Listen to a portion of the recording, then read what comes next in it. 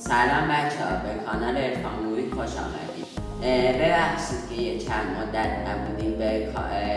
میخوایم برگردیم به لایک و سابسکرایباتون حتما نیاز داریم. حتما حمایتمون کنیم که این دفعه میخوایم خیلی پرتر برگردیم. اسم فیلم زن و بچه، یا خیلیاتون دیدین یا اسمشون رو شنیدین. بازیگران فیلم پیمان معادی، پریناز ایزدیار، حسن کوشی، رضا نیایستی. داستان فیلم در مورد یک خانومیه که فرزند داره و میخواد ازدواج مجدد کنه و زندگیش به چالش‌هایی میکشه. فیلم زن و بچه فقط یک داستان ساده نیست، بلکه آینه تمام قد از رنج‌ها و امیدهای پنهان در دل خانواده‌های ماست. این اثر با دست گذاشتن روی مرز باریک میان غریزه، محافظت و واقعیت‌های تلخ جامعه مخاطب را از همان ابتدا میخکوب می‌کند.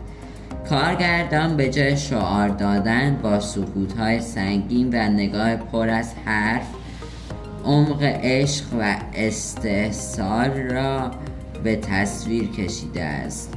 بازی‌های درخشان و به دور از اغراق چنان باورپذیر است که گویی درد و خستگی شخص ها را مستقیما در رگ‌های خود حس می‌کند.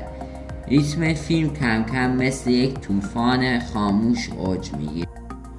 این فیلم در سال 1404 به جشنواره کن راه پیدا کرد که از این فیلم اینقدر مردم خوششون اومد که 13 دقیقه براش ایستاده دست دادن.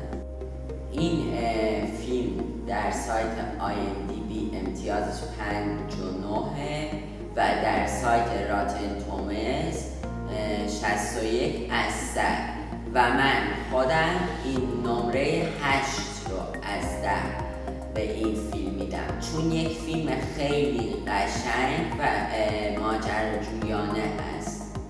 این فیلم که در سال 1404 منتشر شد و فروش خیلی خوبی هم در میشه داشت، حدود 100 میلیارد تومان. راستی بچه ها یادم رفت این رو بهتون بگم، من این فیلم رو در چابهار دیدم. شما هم اگر دوست داشتید این فیلم رو ببینید یه وقت خالی بذارید. من که با این فیلم خیلی حال کردم در سینما.